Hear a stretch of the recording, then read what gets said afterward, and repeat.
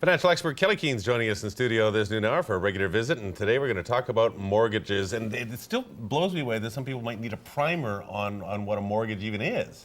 Well, we do. It's not that often that you're shopping around for a mortgage or you're renewing it. It's it's not something we do too often. So people know what it is. It's just there's a lot of nuances within it that are a little scary sometimes. Exactly. So, like, what is a mortgage? It's a chattel against your house. It's probably the biggest loan you're ever going to have.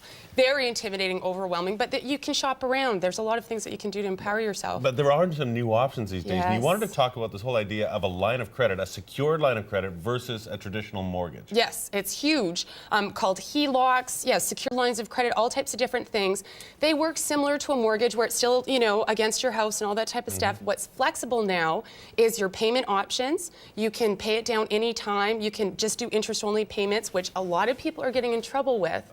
That's just it. It sounds like it could be great opportunity, but also pitfalls. Exactly. And right now, if you had a variable mortgage as opposed to locking in to a conventional 5-year term, let's say, your rate is lower. So it's an enticement for me to pay 4% instead of 6.5% or what have you.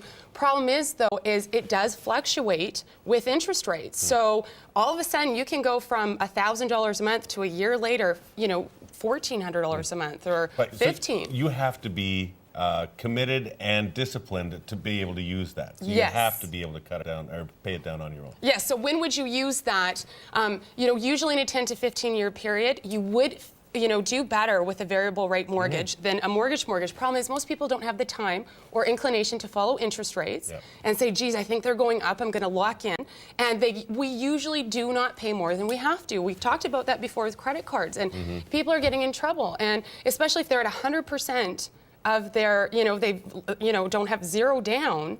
And if we see anything like has happened in the States, even a little bit, and that starts coming down, the bank is going to come knocking. And keep in mind, you're having amortizations that are going over, say, 20, 25, 40 years even. 40 years, and that is guaranteed being pulled out of your account every time. So that's the discipline of a regular mortgage. Exactly. Okay, we need to talk about brokers versus banks as far as getting mortgages. Because you can get some great deals through brokers, right? You can get some great deals, and what their lure is that they'll shop around for you. So they say, if you go to every bank and shop around, they're going to ding your credit. But what you can do is go and pull your own credit report, as we talked about last month.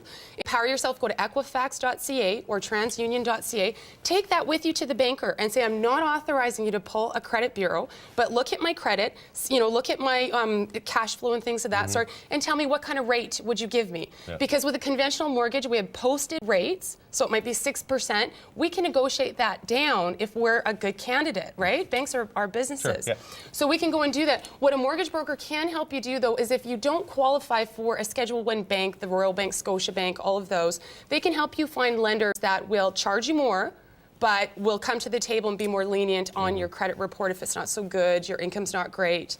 However, there's a lot of hidden costs when it comes to that. And, if a Schedule I bank, the big guys won't lend you money, you got to wonder why. Why? Right?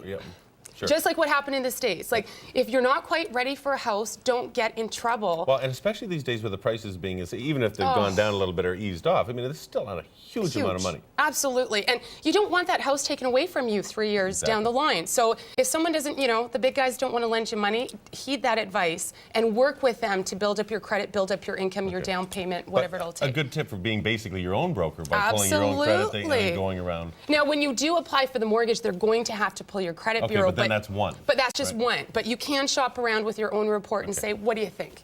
How much time we got? Very little. Any other tips? Yeah, Super tips. Some things just to know, with a mortgage, you have what's called an amortization. That's what we talked about, 20, 25 years, 40 years. Just because you have that doesn't mean you can't pay it down. Okay. If you want some more tips, always information through our website, ctvedmonton.ca, with some links, but kelleykeehn.com is also a great place to go. Don't forget she's an author, and you can read all this stuff at some point if you want to. If you want to. Thanks, Daryl.